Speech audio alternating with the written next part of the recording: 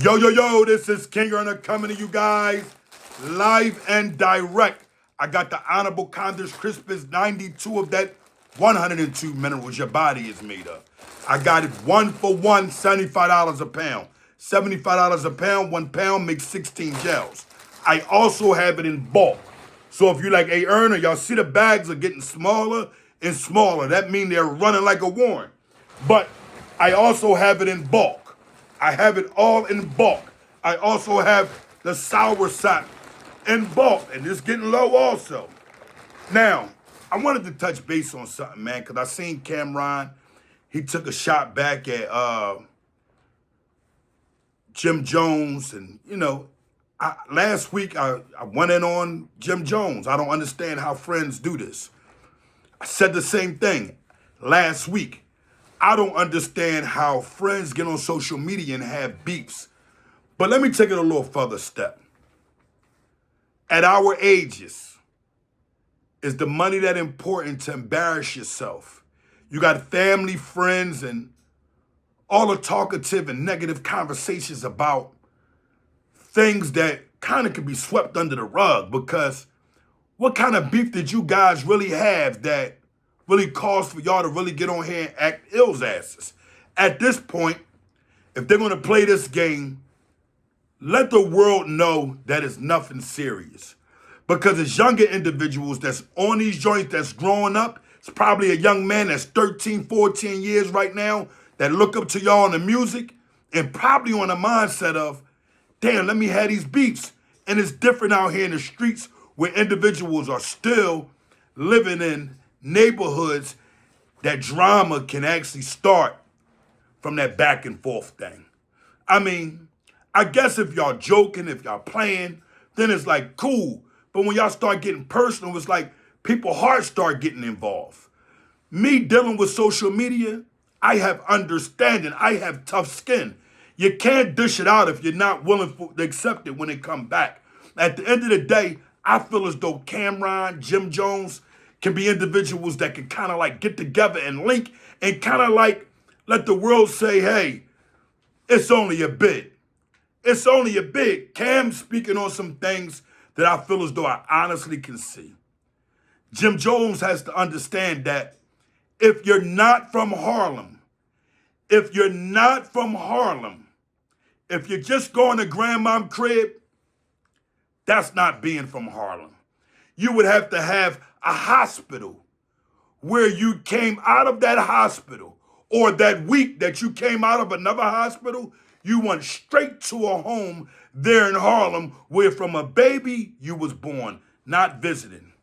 That's like saying I'm from North Philly and I'm from Uptown. It don't make no sense, because at the end of the day, it's a lie. And people are going to call you on that, especially when you're in the entertainment business. You in the entertainment business, you're a rapper, you say you from one area, but you not from that area, guess what? It's eventually going to come out that you specifically is guess what? From where you're from. Cam saying the Bronx. Jim Jones saying Harlem. I have seen Jim Jones do a lot of videos with guys from Harlem, but that don't mean you from Harlem, you know? So my thing and my take on it is, how do we get past the nonsense now? I noticed that Mace, he's sitting back bitten and just eating his popcorn. He's not jumping in the mess where he's giving anybody a way in, word, edgewise, word-wise, like he's not coming out saying anything.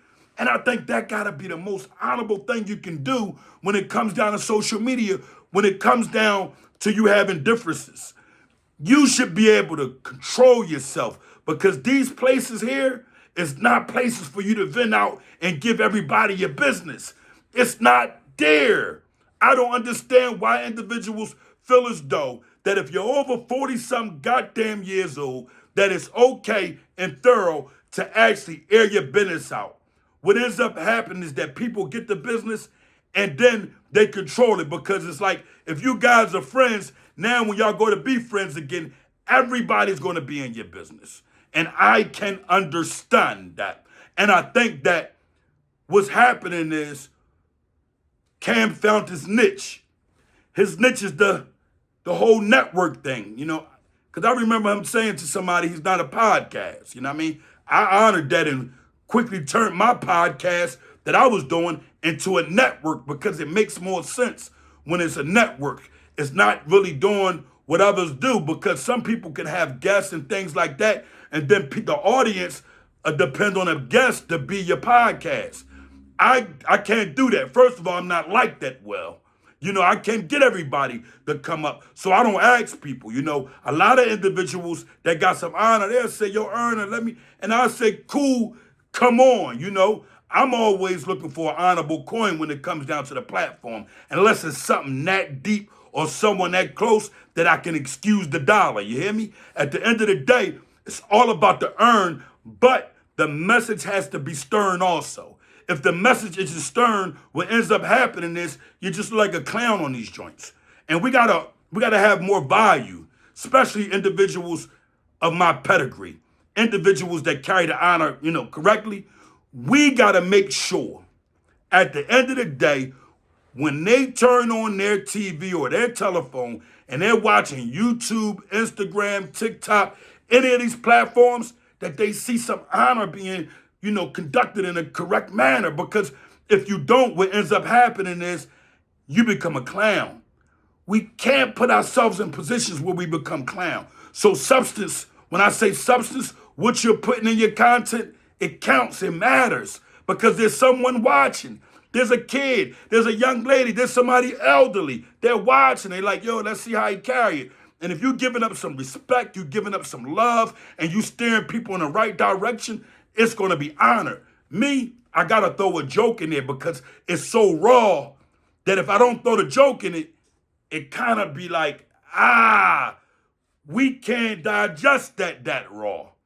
So the laughters make you come back later on and say, God damn, I can't believe Erna, he just gave me something that is beneficial for me in this world and the hereafter. And it steered me in a direction where I'm not playing chess or checkers. Why is these games the games that everybody want to mention when it comes down to reality and life? It's not about none of that. It's not about none of that. It's about the thinker. It's not about the super tough guy. It's not about the gangster. It's not about none of that. It's not about the guy with the $1,000,000. It's not about the guy who don't have nothing. It's about the message and your target. What are you targeting on?